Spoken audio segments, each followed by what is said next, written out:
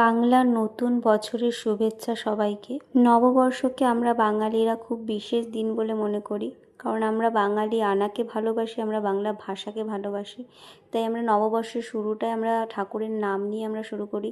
তাই আমি এখানে সকাল সকাল স্নান করে আমাদের ঘরের ঠাকুরকে পুজো দিয়ে দিলাম। এখানে আমাদের লক্ষ্মী ঠাকুর আমাদের রয়েছে।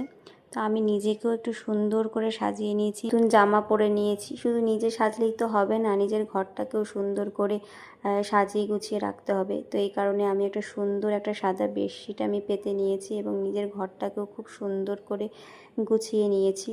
আমাদের বাঙালিদের নিয়ম আছে নতুন বছরের আগে আমাদের ঘর বাড়ি সমস্ত পরিষ্কার পরিচ্ছন্ন করা, মাসে নতুন জামা কাপড় কেনা। আসলে এটা নিয়ম বলতে এটা আমরা মনে করি পুরনো সমস্ত কিছুকে ফেলে দিয়ে নতুন করে শুরু করা। বাঙালি মানেই খাওয়া দাওয়া, তাই আজকের মেনু রয়েছে এখানে পাট শাকের ঝোল, টক ডাল রয়েছে, আর আমি স্পেশালভাবে রান্না করেছি মাটন ছাড়া তো বাঙালি নববর্ষ ভাবাই যায় না।